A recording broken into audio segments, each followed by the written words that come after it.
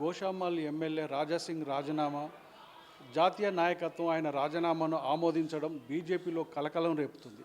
క్రమశిక్షణ గల పార్టీ నేతలకు పార్టీలో ఎప్పుడూ తగిన ప్రాధాన్యత ఉంటుందనే ఒక సందేశం పంపడమే కాదు, పార్టీ లైన్ దాటిన నేతలపై వేటు కూడా ఉంటుందనే ఒక హెచ్చరిక పంపినట్లు తెలుస్తూ ఉంది. అయితే రాజాసింగ్ తనకు తాను రాజీనామా చేయడాన్ని బీజేపీ ఆ రాజీనామాను ఆమోదించడం పట్ల బీజేపీ వర్గాల్లో ఒక చర్చనీయాంశంగా మారిందని చెప్పవచ్చు.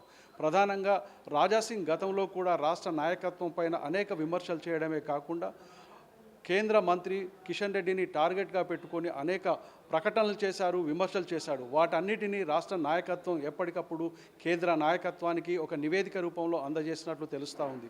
అంతేకాదు రాజాసింగ్ వ్యక్తిగతంగా తన ప్రతిష్టను పెంచుకోవాలి అనే అంశంతో హిందుత్వాన్ని, జాతీయ వాదాన్ని ముందు పెట్టుకొని తన ప్రతిష్టను పెంచుకునే ప్రయత్నం చేశాడే తప్ప పార్టీ లైన్ దాటి వెళ్లడంతోనే పార్టీ ఈ నిర్ణయం తీసుకుందనేటువంటి చర్చ బీజేపీలో జరుగుతుంది. అంతేకాదు రాజాసింగ్ చేసిన రాజీనామా ఆయనకు వ్యక్తిగతంగా ఆయన పార్టీ విధానాలను అన్నిటినీ ఆలోచించే చేశాడు అన్నటువంటిది ఆయన అభిమానులు చెప్తున్నా కూడా రాజాసింగ్కు బీజేపీలో అనేక అవకాశాలు కల్పించింది.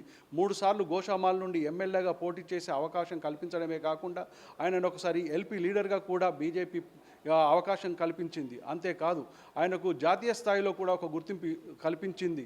ఇటు మహారాష్ట్ర, ఇతర ఉత్తర భారతదేశంలో కూడా ఆయన ఎన్నికల ప్రచారంలో ఇన్ఛార్జిగా నియమించింది. అలాంటి నేత పార్టీకి ఒక విషయంలో రాజీనామా చేయడం, ఆయన పార్టీ లైన్ దాటడం, విమర్శలు చేయడం వంటి వాటిని పట్ల రాజాసింగ్ ఇప్పటికైనా పునరాలోచించవలసిన అవసరం ఉందన్నటువంటి విషయాన్ని ఇటు రాష్ట్ర నేతలు, ఆయన అభిమానులు కూడా అంటున్నారు. మొత్తంగా రాజాసింగ్ రాజీనామా, జాతీయ నాయకత్వం దాన్ని ఆమోదించడం పట్ల బీజేపీలనే కాదు ఇతర రాజకీయ పార్టీలో ఒక చర్చనీయాంశంగా మారింది.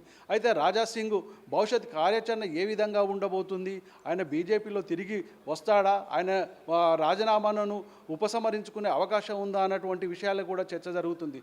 అయితే అదేవిధంగా ఆయన కొత్త పార్టీ ఏర్పాటు చేస్తాడని కొంతమంది ఆయన అభిమానులు చెప్తుండే వేరే పార్టీలో చేరే అవకాశాలు కూడా ఉన్నాయన్నటువంటి వార్తలు కూడా వినపడుతున్నాయి. మొత్తంగా రాజాసింగ్ రాజీనామా తర్వాత ఆయన ప్రస్తుతం అమర్నాథ్ యాత్రలో ఉన్నారు. 2-3 రోజులలో అమర్నాథ్ యాత్ర ముగించుకొని హైదరాబాద్ వచ్చిన తర్వాత ఆయన అభిమానులతో, ఆయన అనుచరులతో ప్రత్యేకంగా భేటీ అయి ఈ ఏ విధమైనటువంటి కార్యాచరణను రూపొందించాలి, భవిష్యత్తులో ఆయన ఏ నిర్ణయం తీసుకుంటాడు అన్నటువంటి విషయం మీద కూడా చర్చ జరుగుతుంది.